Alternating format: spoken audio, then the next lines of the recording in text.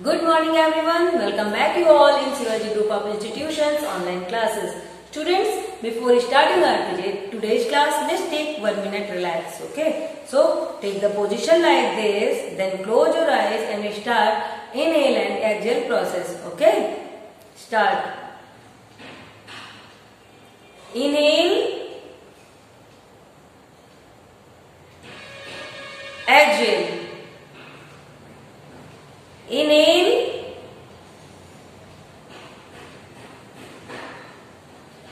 exhale, inhale,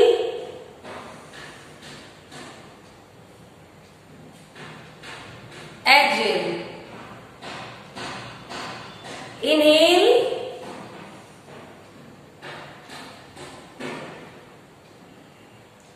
exhale. Inhale, exhale. Now students, open your eyes and get back to your position. Students, this is your first period and this is your Hindi language period. So take out your Hindi language book. Okay? Hindi language book, Swaranjali Hindi Vyakaran. And open chapter 6, Vachan. बच्चों, आपको अपनी हिंदी व्याकरण की पुस्तक खोलनी है और हिंदी व्याकरण की पुस्तक में पाठ 6 वचन पढ़ना है। आज मैं आपको क्या पढ़ाऊंगी? पाठ 6 वचन। इससे पहले हमने लिंक चैप्टर पढ़ा था और मैंने आपको उसके अभ्यास कार्य भी मैच करा दिए थे। आज हम पाठ 6 वचन पढ़ेंगे। बच्चों, वचन आपने पहले भी पढ़ा है, आपको कुछ पता है वचन के बारे में? वचन क्या है, इसका मतलब क्या है, इस शब्द का अर्थ क्या है? सोचिए, क्या आपने वचन पहले पढ़ा है? पिछली कक्षा में आपने पढ़ा होगा वचन। तो वचन से तात्पर्य ऐसे संज्ञा शब्दों से होता है, ऐसे संज्ञा या सर्वनाम शब्दों से होता है जिससे हमें उनकी संख्या के बारे में पता चले। वचन का सीधा अर्थ किससे होता है? संख्या से। तो इसी प्रकार हम इसकी परिभाषा देते हैं, संज्ञा या सर्वनाम के जिस रूप से हमें उसके संख्या में एक या एक से अधिक होने का पता चलता है उसे वचन कहते हैं। ठीक है, तो वचन का शाब्दिक अर्थ यहाँ पर आपको क्या निकला कि हमको उसकी संख्या का बोध हो। वचन से शाब्दिक अर्थ का हमें क्या पता चला कि जिन शब्दों से हमें उसकी जिस रूप से हमें उनकी संख्या के बारे में बोध होता है कि वे एक है अथवा अधिक। फिर से परिभाषा हम दोहराते हैं, संज्ञा या सर्वनाम के जिस रूप से, संज्ञा या सर्वनाम के जिस रूप से हमें उसके संख्या में एक या एक से अधिक होने का पता चलता है उसे वचन कहते हैं। ठीक है, संज्ञा या सर्वनाम। बच्चों, जैसे आपने लिखा बालक, तो ये संज्ञा शब्द है। ठीक है, आपने लिखा वह, तो ये सर्वनाम है। संज्ञा के लिए जो के स्थान में जो शब्द प्रयुक्त होते हैं वे सर्वनाम होते हैं।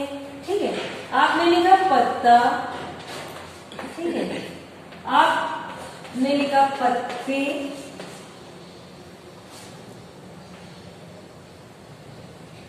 या और भी कोई उदाहरण, जैसे हाँ लिखा हो तितली,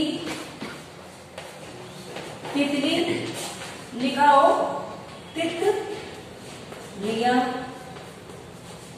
ठीक है, और लिखा हो वे। बच्चों, यहाँ पर मैंने कुछ शब्द लिखे हैं। ठीक है, ये सब क्या है? या तो संज्ञा के रूप है या तो सर्वनाम है। संज्ञा आप जानते हैं, किसी भी नाम को हम संज्ञा कहते ही हैं। ठीक है, संज्ञा ही होती है, ये भी संज्ञा रूप है, ये भी संज्ञा है, ये भी संज्ञा है, ये भी संज्ञा है, ये भी संज्ञा है। ये क्या है? सर्वनाम है। तो मैंने भी परिभाषा बताई, संज्ञा सर्वनाम के जिस रूप से उसकी संख्या में एक होने का पता चले। जैसे संज्ञा शब्द लिखा है बालक, अब बालक से हमें क्या पता चलता है? इसकी संख्या के बारे में क्या पता चला कि बालक क्या है? एक है। ठीक है, तो हमें इसकी संख्या के बारे में पता चला। जैसे पत्ता शब्द लिखा है, तो पत्ता भी क्या है? संज्ञा शब्द है, लेकिन इस संज्ञा शब्द से हमें क्या पता चला इसके रूप से कि ये कितनी है? संख्या में एक है।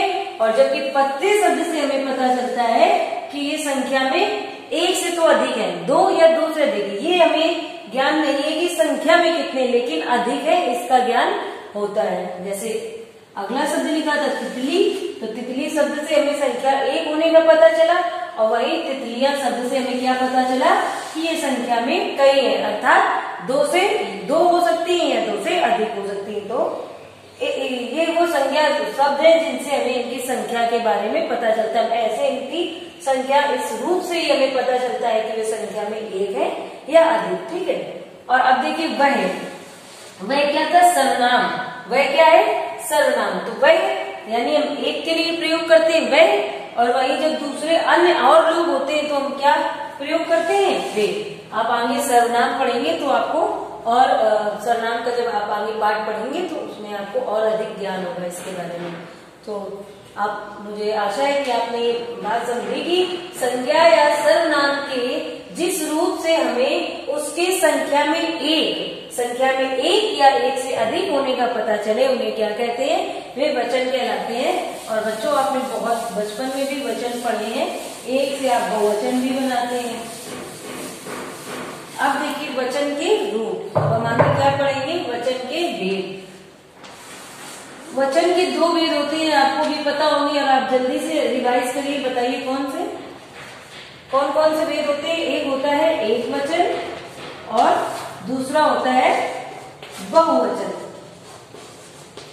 ठीक है, एक वचन और बहुवचन। जैसे कि आपको संख्या से पता है, वचन का अर्थ हुआ संख्या से, जो संख्या में एक होते हैं वे एक वचन कहलाते हैं, जो संख्या में वचन संख्या में जो बहु होते हैं वे क्या कहलाते हैं, बहुवचन। तो बस साधारण सी परिभाषा है जो आप स्वयं बना सकते हैं कि जिन संख्या शब्दों से हमें उसकी संख्या में एक होने का पता चले वे एक वचन कहलाते हैं, और जिन संख्या शब्दों से हमें उसकी संख्या में अधिक होने का पता, एक से अधिक होने का ज्ञान हो, वे बहुवचन कहलाते हैं। जैसे एक मैं उदाहरण यहाँ पे लिखूंगी, जैसे मैंने लिखा था पत्ता और पत्ते, ठीक है। तो आपको यहाँ पर ये बात समझ में आ गई कि वचन क्या है, और वचन के दो रूप हैं, एक वचन और बहुवचन। अब हम आगे बढ़ते हैं और जानते हैं ऐसे कुछ शब्दों के बारे में, जो कुछ शब्द ऐसे होते हैं जो सदैव एक वचन में प्रयोग किए जाते हैं। वे शब्द कौन से होते हैं, जैसे गण, दल, वर्ग, वृंद आदि शब्द समूह होते हैं जो कैसे होते हैं, हमेशा एक वचन में ही प्रयोग किए जाते हैं। और बच्चों, यहाँ पर इसके अलावा एक जो बहुत ध्यान देने योग्य बात है वो ये है कि आप जब भी आदर या सम्मान देने वाले शब्दों, सूचक शब्दों का प्रयोग करते हैं या अपने से बड़े किसी व्यक्ति का नाम लेते हैं, तो होते वो एक वचन में ही शब्द है, लेकिन हम उन्हें बहुवचन के रूप में प्रयोग करते हैं। जैसे आप अगर किसी उदाहरण के तौर पर आप कहेंगे कि पंडित जवाहरलाल नेहरू भारत के प्रथम प्रधानमंत्री थे, न कि आप कहेंगे था। जबकि पंडित जवाहरलाल नेहरू एक व्यक्ति है तो आना था चाहिए ना, लेकिन क्या है, वो सम्मानीय व्यक्ति है, आदरणीय व्यक्ति है, तो हम उनके लिए क्या प्रयोग करते हैं, उनके लिए बहुवचन क्रियाओं का प्रयोग करते हैं। तो ये आपको याद रखना है कि आदर और सम्मान देने के लिए हम क्या करते हैं, कुछ शब्दों का प्रयोग, सम्मानित महापुरुषों का प्रयोग, नामों का प्रयोग, ठीक है, अपने से बड़ों का प्रयोग किसमें करते हैं, बहुवचन में कैसे करते हैं। जैसे माता जी आ रही हैं, है नहीं कहते हैं, ठीक है। तो ये कुछ अंतर होते हैं जिन्हें आपको समझना है। देख कुछ बच्चों, इसके अलावा कुछ शब्द ऐसे होते हैं जो हमेशा एक वचन में रहते हैं, मैंने अभी आपको बताया। उसके अलावा जैसे आकाश, पानी, वर्षा, घी, जनता, सत्य, झूठ, तेल, बालू, ये कुछ ऐसे शब्द होते हैं जो किसमें रहते हैं, नित्य सदैव एक वचन में रहते हैं। वहीं कुछ ऐसे शब्द होते हैं जो हमेशा बहुवचन में आते हैं, जैसे बाल, लोग, आंसू, होश, हस्ताक्षर, प्राण, दर्शन आदि, ठीक है। जैसे प्राण निकल रहे हैं, रहा है तो कह नहीं रहे ना, तो क्रिया से हमें पता चलता है कि शब्द कैसा है, एक वचन है या बहुवचन। तो ये कुछ ऐसे शब्द होते हैं जिनके जो हमेशा बहुवचन में रहते हैं। इसके अलावा बच्चों याद रखना कि वचन मतलब संज्ञा और क्रिया, अभी भी मैंने बताया ना, संज्ञा और क्रिया एक दूसरे पर हमेशा निर्भर करती है। जैसे अगर आपने संज्ञा शब्द आपका अगर काम करने वाला कोई एक है, राम जा रहा है, तो क्रिया है आई, एक वचन की आई।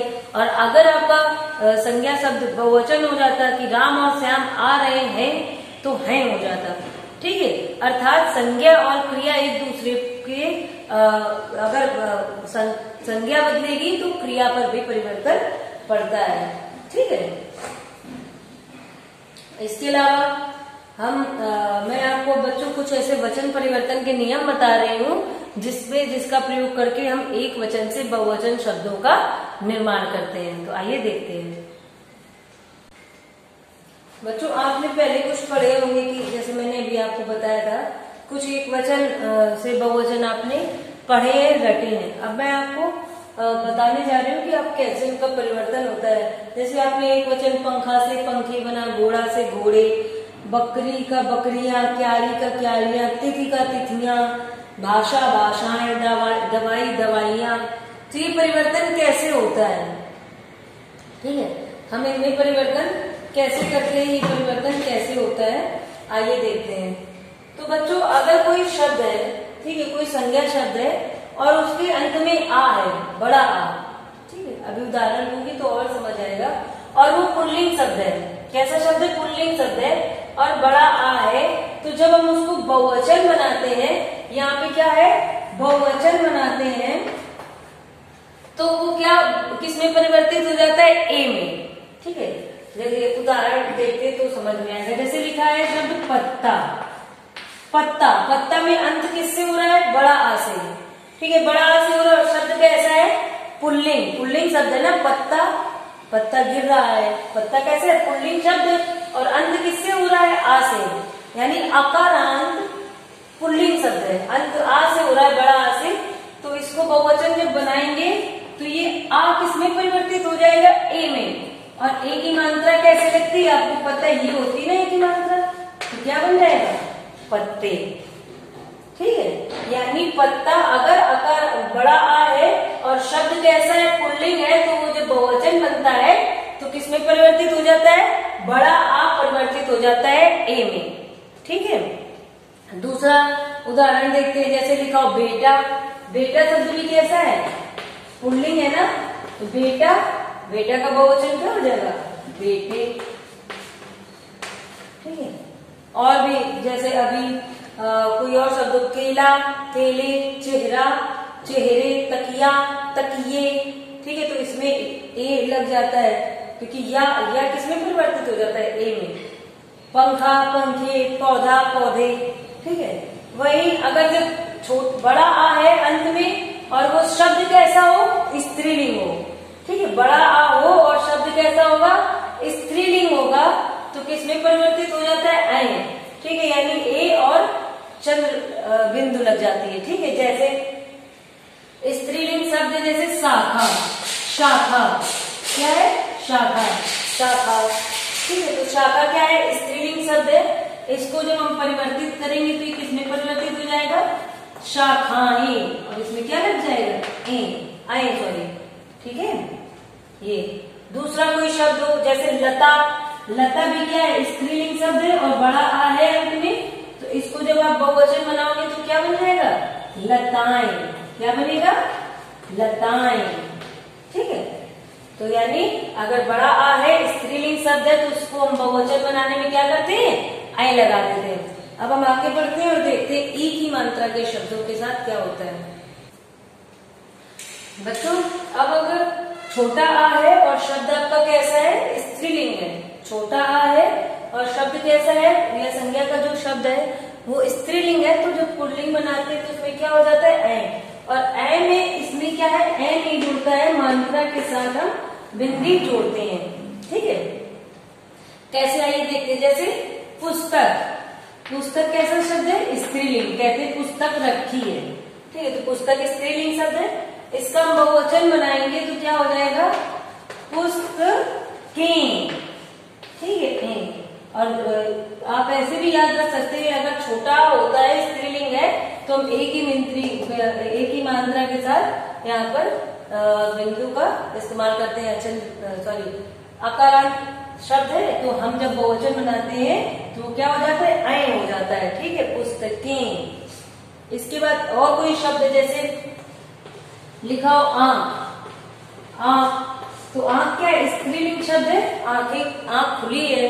ठीक है, तो आंख का अगर हम बहुवचन बनाएंगे तो क्या हो जाएगा, आंखें। लेकिन याद रखना है कि कब ये होता है, ऐ की मात्रा ऐ और कब जुड़ता है, जब छोटा आ होगा और वो शब्द कैसा होगा, स्त्रीलिंग होगा। ठीक है, और भी कुछ उदाहरण है जैसे संतान, संतानी, भैंस, भैंसे, नहर, नहरें, दुकान, दुकानी, गाय, गाय। ठीक है, तो इस प्रकार से कुछ शब्द होते हैं। इसके बाद है ई, छोटी ई या बड़ी ई की मात्रा हो अंत में और शब्द कैसा हो, स्त्रीलिंग हो। शब्द कैसा हो, स्त्रीलिंग हो।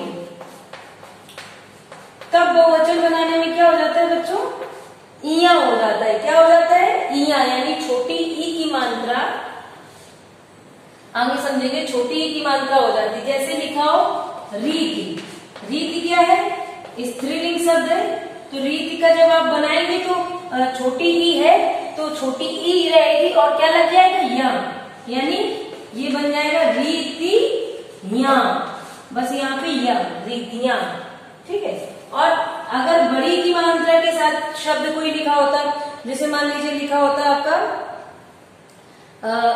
बोली या मिठाई। मिठाई, मान लीजिए मिठाई लिखा होता, मिठाई क्या है, स्त्रीलिंग शब्द है, तो मिठाई बड़ी ई है तो ये किसमें परिवर्तित हो जाती है, छोटी ई में। छोटी ई में परिवर्तित हो जाती है और क्या लग जाएगा, या, यानी इसका क्या बन जाता, मिठाई या। इस प्रकार से इसमें बहुवचन में परिवर्तन होगा। ठीक है, यानी अगर छोटी ई बड़ी ई है अंत में और आपका जो शब्द है वो स्त्रीलिंग है, तो बहुवचन बनाते समय छोटी ई और या, यानी इया जुड़ जाता है। जैसे रीति, रीति लिखा था तो रीति का हो गया रीतियां, और मिठाई के बन गया मिठाइयां। कुछ ऐसे और भी शब्द हैं जैसे नारी, नारियां, साड़ी, साड़ियां, शक्ति, शक्तियां, विदुषी, विदुषियां, बोली, बोलियां। ठीक है, अब हम आगे बढ़ते हैं और कुछ अन्य नियम देखते हैं। और बच्चों इसके साथ ही अगर आपका बड़ा आ होता है और बहुवचन बनाते समय वो क्या बन जाता है, या, यानी चंद्र बिंदु लग जाते हैं। जैसे चिड़िया का, चिड़िया है तो बन जाता है चिड़िया। ठीक है, और इसके अलावा कुछ ऐसे शब्द होते हैं जिनका हम बहुवचन बनाते समय उसमें वृंद, जन, गण शब्द जोड़कर क्या बनाते हैं, बहुवचन बनाते हैं। जैसे श्रोता, एक श्रोता है तो कई सारे श्रोता होंगे तो हो जाता है श्रोतागण। अध्यापक, तो अध्यापक का बहुवचन बनाते हैं तो क्या हो जाता है, अध्यापक गण। ठीक है, पाठक का अगर बनाते हैं तो पाठक गण। पक्षी, पक्षी का बहुवचन नहीं बनता है, लेकिन अगर कई पक्षी है तो उन्हें हम बनाते हैं पक्षी वृंद। इस तरह से बनते हैं। तो बच्चों अगर आपने ये नियम भी सीख लिए हैं तो आप अब बहुवचन बनाने में आपको बहुत हेल्पफुल होंगे। तो बच्चों मैंने आपको आज चैप्टर 6 बताया, चैप्टर 6 जिसका नाम था वचन। वचन मैंने आपको समझाया क्या होते हैं, जिस रूप से संज्ञा के जिस रूप से हमें उसकी संख्या का ज्ञान होता है वो वचन कहलाते हैं। वचन दो प्रकार के होते हैं, एक वचन और बहुवचन। एक वचन क्या होते हैं, जो संख्या में एक होते हैं, जिस संज्ञा शब्द से हमें उसके संख्या में एक होने का पता चलता है उसे एक वचन कहते हैं। और वहीं जिन संज्ञा शब्दों से हमें उसकी संज्ञा या सर्वनाम दोनों के लिए होता है, संज्ञा या सर्वनाम शब्दों से हमें उसकी संख्या में एक से अधिक होने का बोध हो उसे बहुवचन कहते हैं। और एक वचन से बहुवचन बनाने के मैंने यहाँ पर आपको कुछ नियम बताए। यहाँ पर कुछ ऐसे शब्द होते हैं जैसे लोक, केस, दर्शन, दर्शक, प्राण, ये शब्द कैसे होते हैं जो सदैव बहुवचन में प्रयोग होते हैं। उसके अलावा जैसे क्रोध, क्षमा, प्रेम, पानी, वर्षा, सत्य, ये कुछ शब्द होते हैं जो सदैव एक वचन में प्रयोग होते हैं। तो स्टूडेंट्स आई होप आपको सब समझ में आया होगा। अगर आपको फिर भी कोई चीज समझने में प्रॉब्लम है तो आप हमसे कंसल्ट कर सकते हैं। Okay students, I hope you all are able to understand this chapter. Okay, so आपका होमवर्क है, आपको ये पाठ पुनः पढ़ना है। होमवर्क से क्या करना है, पाठ पुनः पढ़ें। होमवर्क में यहाँ पर आपको नोट कर दे रही हूँ, पाठ पुनः पढ़ें। और अगर मैं ये कहती हूँ पुनः पढ़ें तो इसका अर्थ है कि आपको पुनः पढ़ना है और नियम समझने, पाठ पुनः पढ़ें और अभ्यास कार्य आपको पहले स्वयं करने हैं। फिर मैं आपको अगली कक्षा में मिलान कराऊंगी। जैसा कि मैं हमेशा करती हूँ। अभ्यास कार्य करें, पहले आपको स्वयं अभ्यास कार्य करने हैं। पाठ पुनः पढ़ें और अभ्यास कार्य करें, ये आपका होमवर्क है। So students, that's enough for today. We will meet again in our next class. Till then, complete your homework and also learn. Okay? Thank you. Bye-bye.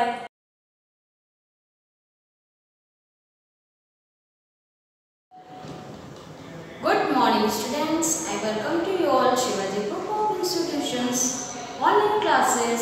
Student, this is social study period. So let's start work. Now chapter number 10. New chapter 10, and chapter name is conservation of environment. Conservation of environment.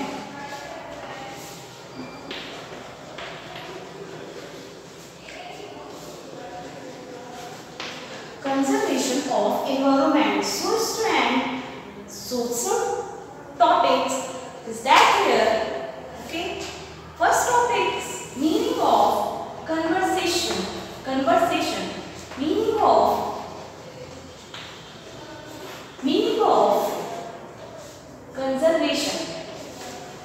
conservation.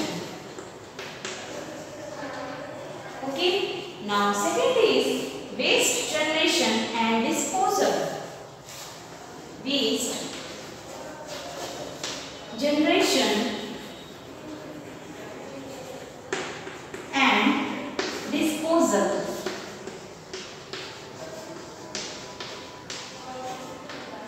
Okay. Now third is kind of waste. Now third is kind of waste. Okay. And next is smart ways to dispose waste. Last is smart ways to dispose waste.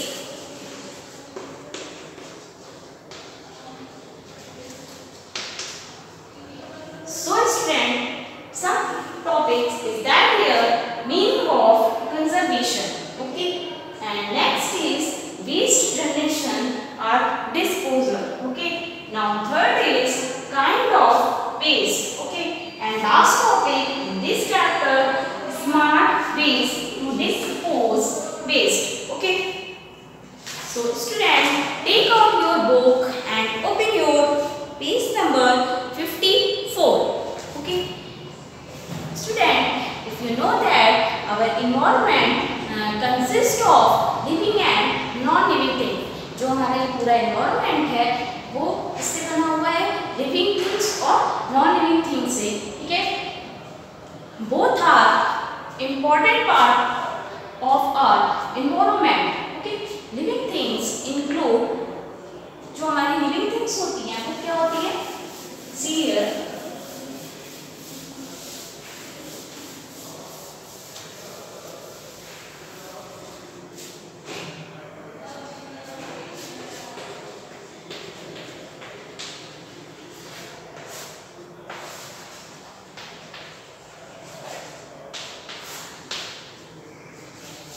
Living things जो हमारी होती है वो होती है human,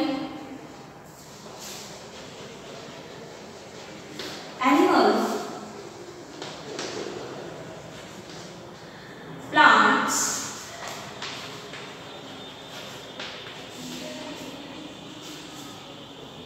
ठीक है? और जो हमारे नॉन लिविंग थिंग्स होती हैं वो क्या होती हैं?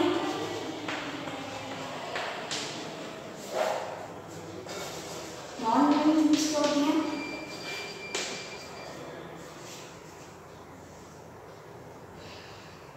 Table, chair, okay? इसमें कोई लिविंग थिंग्स नहीं होती, इसमें कोई जान नहीं होती, ठीक है? Table, chair, basket, etcetera, okay? Living things में क्या आता है हमारा? कौन सा नॉन लिविंग थिंग्स में क्या आता है, टेबल आती है, चेयर आती है, बास्केट आती है, ठीक है, आपका ये पोडियम आता है, ये सब क्या होती हैं, नॉन लिविंग थिंग्स, ठीक है। Living things are dependent on non living things, so it is necessary to maintain the living things and non-living things. Okay. Now, first topic in this chapter. So move on. Meaning of conservation. Okay. Meaning of conservation.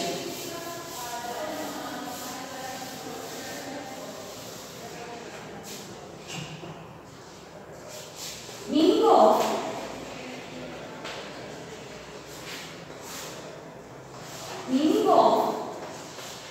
conservation.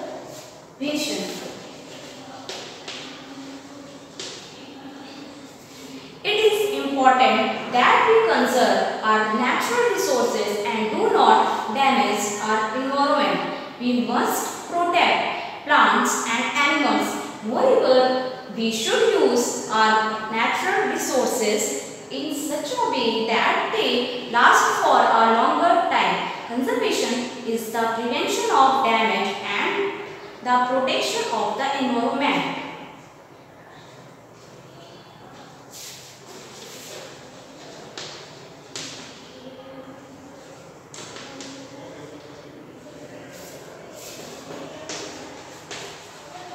Conservation is the prevention of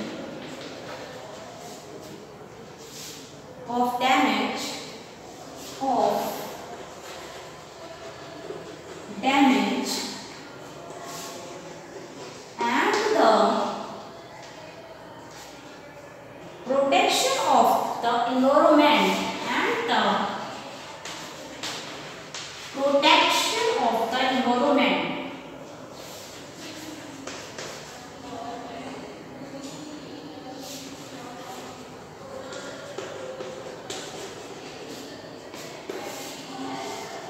Okay, once again I am repeating these lines. Conservation is the prevention of damage and the protection of the environment. Okay, we as responsible citizens, we can conserve and protect our environment by controlling various kinds. कौन से होते हैं? See here.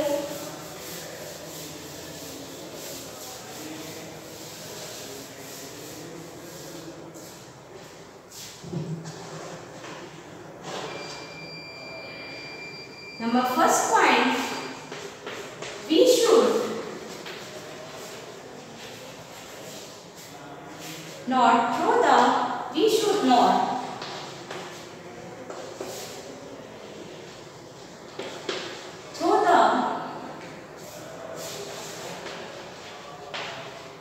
garbage off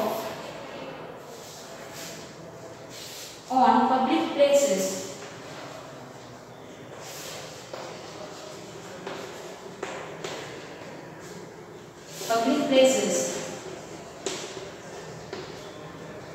Okay. Now second is, we should not throw anything in street. We should not anything in street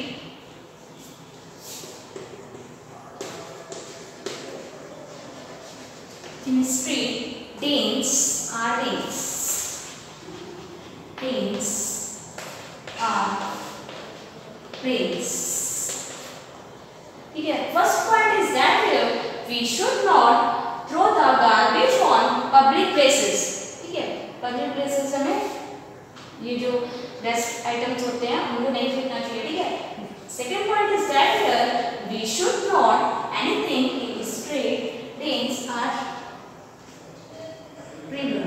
okay, ना में reverse वगैरह में street में ये सब नहीं फेंकना चाहिए. Okay, we should not spit or urinate anywhere on the road or at public places. Okay, now last point, we should use only paper are cloth bags. Plastic bags are harmful for the environment as these are non-biodegradable.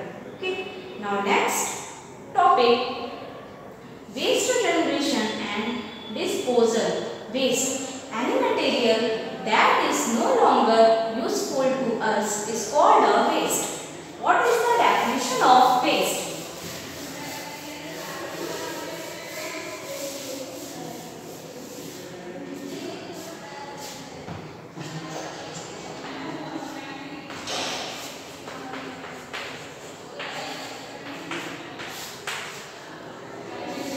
Any material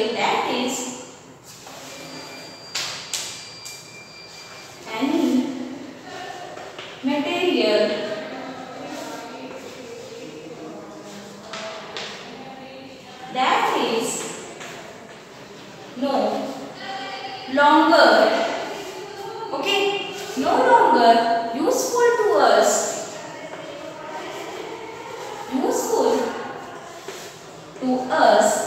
is called a waste. It's called a waste. Once again, I am repeating this definition. Any material that is no longer useful to us is called a waste. Okay. It consists of fruits, vegetables, old newspapers, magazines. For example, there waste paper,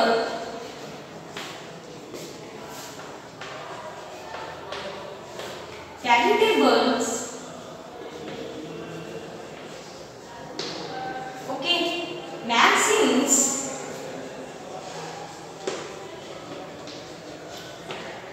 okay. कौन से waste item जो हमारे पुरानी चीजें होती हैं वो सब क्या रहती हैं, वेस्ट आइटम में आती हैं, ठीक है। The improper disposal of waste is big environment problem. Okay student, so complete this page number, okay. So note down homework.